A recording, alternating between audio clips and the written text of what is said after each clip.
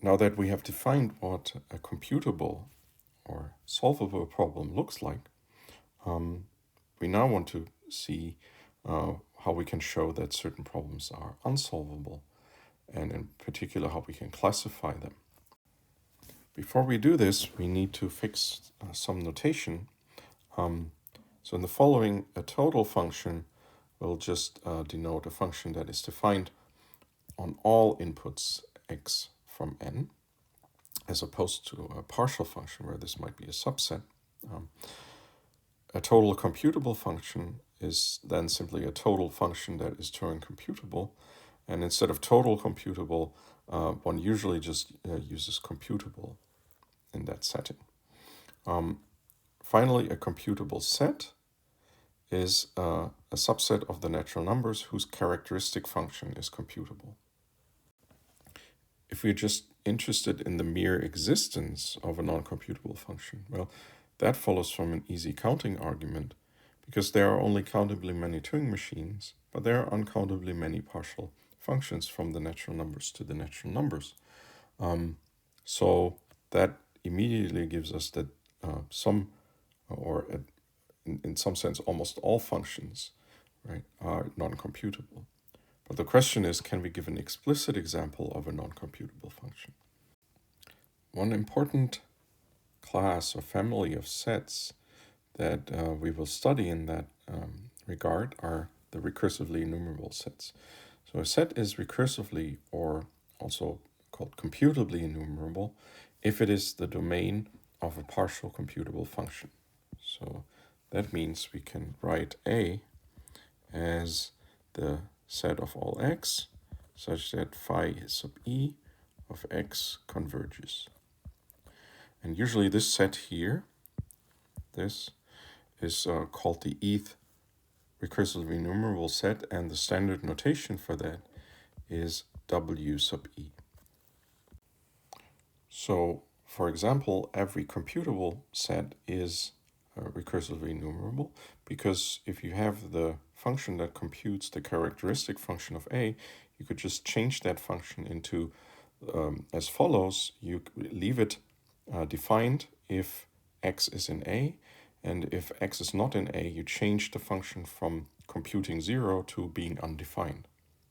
And that will give you a set or a function whose domain is exactly the set A. There are many equivalent characterizations of recursively enumerable sets, and here are two of them. So here one is either it's 0 or it is the range of a total computable function. So this probably gives the intuition for the name why they're called enumerable, right? Because you can think of now, you can obtain the set in the form f of 0, f of 1, f of 2, and so on. And this will give you a listing of all the elements of A, not necessarily in order. If you can do this actually in order, then the set becomes computable. So think about that for a moment, why that is true. Another characterization is that the recursively enumerable sets are precisely the projections of computable relations. So there exists a computable subset of n squared, such that A is the projection, right, of this relation R. Namely, A is of the form of all y, such that there exists an x such that Rxy holds. Recursively enumerable sets will play an important role later on when we look at the incompleteness theorems. And one of the key facts we will need there is that while every computable set is also recursively enumerable, the opposite is not true. And that's what we'll see next. There are recursively enumerable sets that are not computable. Arguably the most famous recursively enumerable set is the halting problem. So the halting problem, often denoted by K, is just defined to be the set of all x, such that the xth Turing machine on input x halts. it is not hard to see that the halting problem k is recursively enumerable, because we can look at the function, for example, psi of x, that outputs 1 if phi sub x of x converges or halts and is undefined otherwise. So now this is a function that is whose domain is precisely the set k, and it's a partial computable function. You could appeal to the Church-Turing thesis, right? So you could use the universal machine and on input x run this, right? If it halts, you output 1. If it doesn't halt, well, it doesn't halt, and you just take that result here, right? So you leave it undefined. So that would be a Turing machine computing this function. On the other hand, the halting problem is not computable as a set, because if it were, we could look at the function f of x equals phi sub x of x plus 1 if x is in k, right? And 0 if x is not in k. Now this, if k is a computable function, we can make this case distinction here effectively. We can use a computer program or a Turing machine to make this case distinction based on input x. And if we have x and k, we just use the universal machine to compute this. If x is not in k, we'll just output 0. So f would be partial computable, but we have made f so that f is not equal to phi sub e for all e, right? Because that's how we defined it. It cannot be equal to any partial computable function. And now take a couple minutes to verify that if you don't see it right away. Of course, the crucial point is here, if f were equal to some phi sub e, then both the assumption that e is in k and that e is not in k will give us lead to a contradiction. Now that we know at least one set that is not computable, it would be nice to have methods that let us transfer computability or non-computability results rather to other sets. And this is where the notion of a reducibility or computational reducibility comes in. So one of the basic notions here is that of many one reducibility, written this. So this is called A is many one reducible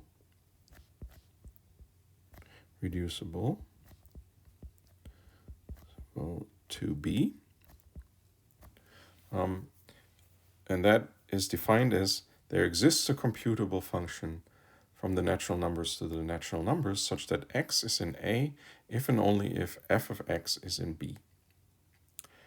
And the idea is, of course, that if A many one reduces to B and B is computable, then A is computable. Because in order to find out if I have such a reduction, whether x is in A, I'll just compute f of x and then use the algorithm that I have for B to decide whether this is true. And if I know that answer, I can use this equivalence to transfer it to A. Of course, the way we will use it more is the negative or the other direction of it. So if A is not computable and A many one reduces to B, right, then B is not computable. And a straightforward application of this simple idea is the following. We can many one reduce K to this set here, which is known as the generalized halting problem, and let's call it K sub 0. Right?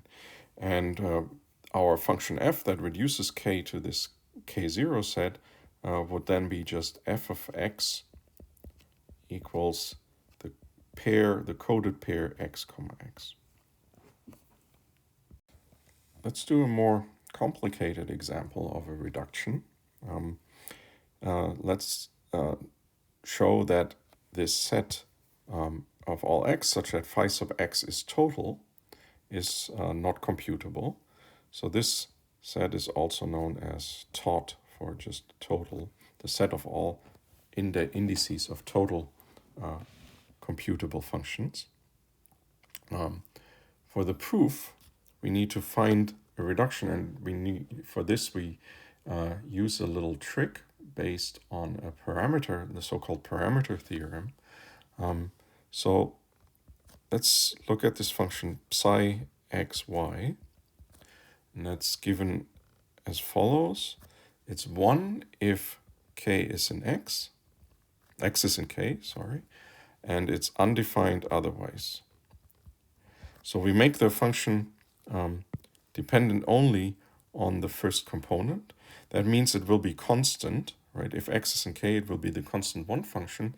If it is x is not in k, right, it will be the totally undefined function. So in either case, we have that if x is in k, we get a total function here. And if x is not in k, we get a completely undefined function. So in particular, it's not a total function.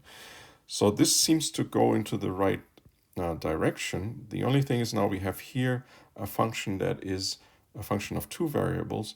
We somehow need to turn this into a function of 1 variable. And in particular, we need not the function itself, we need an index. Because the set here is a set of indices. So what we need to actually map to from k is an index of a total or non-total function. What helps us in this case is the so-called parameter or SMN theorem. Namely, there is a computable one-to-one function s of z comma x such that for all x, y, z, phi of the function, right, with Gödel number szx of y is the same as the binary function, so the 2-input function with index z applied to inputs x comma y. So essentially what this parameter theorem says is that if I have a function of 2 variables with a Gödel number z, right, then I can, if I fix one input, right, x, I can obtain, effectively obtain, an index for a Gödel number for the resulting unary function, and this index is given by this function s. So to apply it into our problem here, let's think a moment. Psi is a partial recursive or partial computable function. Wait, you may say, don't we do a case distinction here? And we before showed that this is not possible.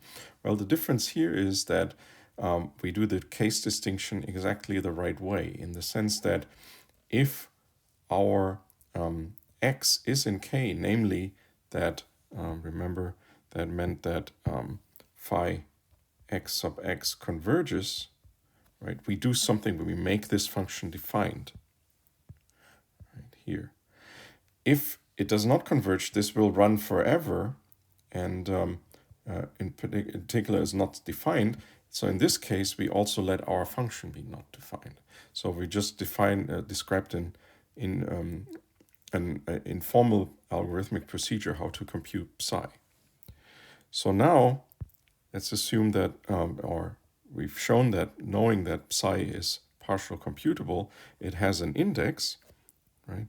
So that means let's say this is equal to phi sub e of xy. I should, strictly speaking, use the 2 index here in the top, but to indicate it's a binary function. But let's drop this in for better readability. So now, using the SMN theorem, we have that phi sub s of e comma x of y is equal to psi of x comma y. And now since e is fixed, right, it's just the index for this binary function here, I can think of this as my f of x.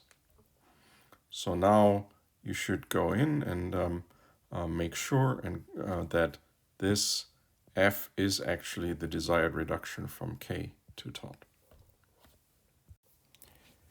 The example we did on the previous slide is actually a special case of a general theorem that involves so-called index sets.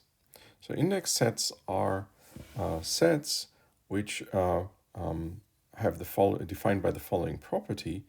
If x is an A and I have another y that actually represents the same function, right? So that phi sub y represents the same function as phi sub x, then y is also in A. So it's not hard to see now that, for example, tot is an index set, right? Remember, because that was just given as the set of all x such that phi sub x is total, right? And you see, if you have a y here such that phi sub y is equal to phi sub x and x is in tot, then y is definitely also in tot. Okay.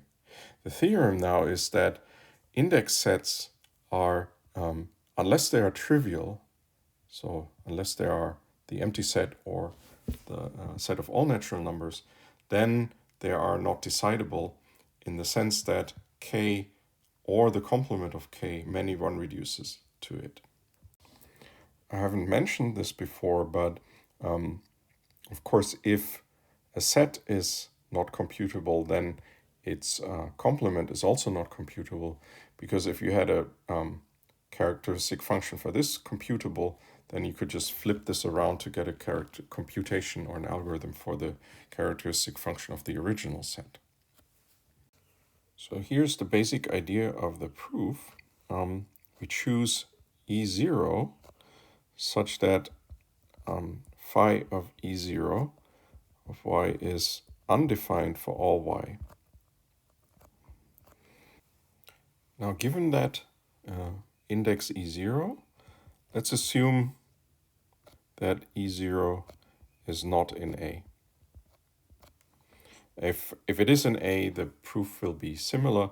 In this case, we show now here that k, many one reduces to A. If E0 is in A, then we show that the complement of k, many one reduces to A. And the proof is very similar. Now we're assuming that A is not the empty set, so we can pick an E1 in A. And we know, since A is an index set, that phi sub E0 is not equal to phi sub E1. Now, similar to the proof for tot here, we now define a function psi of xy as phi sub E1 of y if x is in k, and again we let it undefined if x is not in k. Again, we have the right kind of case distinction here, depending on our outcome of x being in k. And we also see we actually mapping here, we're picking a function that has an index in A, right? So now the whole thing is similar to what before. Now we apply the SMN or parameter theorem to this function, and we get our reduction. And I leave the details for you to work through. The previous theorem has an important corollary, which is known as Rice's theorem. It says that if I have a class of partial computable functions, then the set of all indices of functions in C is computable if C is empty or C is the class of all partial computable functions. So this is an if and only if. So as only in the trivial cases, right, the set of indices for a class of partial computable functions is decidable or computable. As soon as I have a non-trivial semantical property, right? So let's say the set of all functions that indices of the function f x y equals x plus y, right? So I take the set of all indices for this function. This becomes undecidable. So in particular, you can think of it as a kind of the impossibility of a general kind of verification algorithm. It is impossible to determine if you give me an index, right, whether that index is an index for this function.